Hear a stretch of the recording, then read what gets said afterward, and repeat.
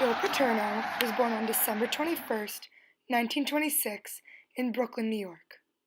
From 1946 to 1950, he attended Brown University, where he played quarterback and cornerback for the Brown Bears.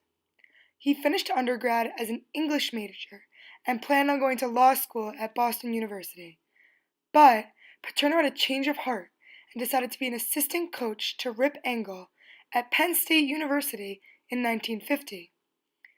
In June 1964, he was promoted to associate coach, and when Rip Engel announced his retirement in 1966, Paterno was named head coach the following day.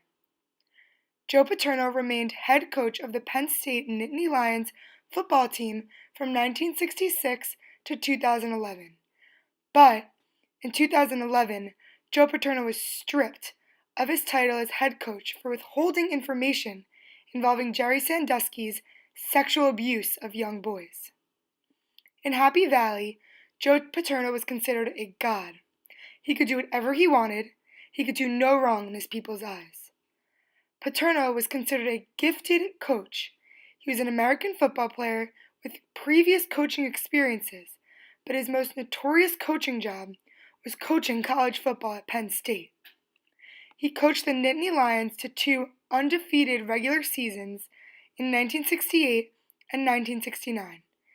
In 1982 and 1986, they even won the national championship. Throughout his career, he led the Nittany Lions to 37 bowl appearances, 24 of which were wins. In 2007, he was inducted into the College Football Hall of Fame as a coach. Paterno cared about his athletes and was always motivating them. He worked for his success and legacy as this gifted coach. Sports can be seen as a religion because of the dedication, community, and beliefs that all followers have in common. Penn State is a Big Ten school, and every student, alumni, professor, and/or fans view Penn State football as a religion. They take it very seriously. As the head of the football team, Paterno was the leader of this religion. Everyone worshipped him and everything that he had done for the team. When the scandal about Jerry Sandusky came out, nobody could believe it. On November 9, 2011, Joe Paterno announced his retirement that would go into effect at the end of the 2011 season.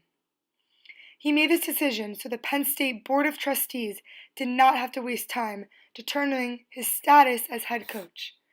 But later that night, the board terminated Joe Paterno's contract, which resulted in a revolt in Happy Valley.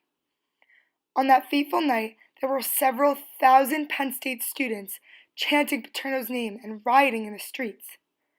These people worshipped Joe Paterno and would have done anything to protect him. But at the end of the day, the Board of Trustees thought that Joe Paterno failed as a leader. Joe Paterno was a gifted coach, someone who was worshipped not only by the Penn State community, but by the football community.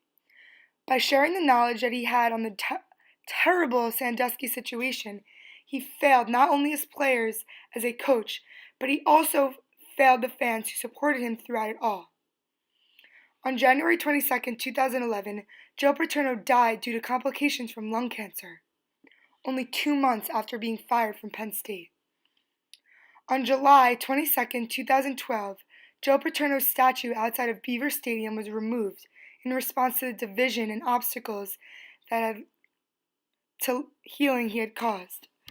In the end, Joe Paterno lost all credibility he earned and was no longer revered as the gifted coach he once was.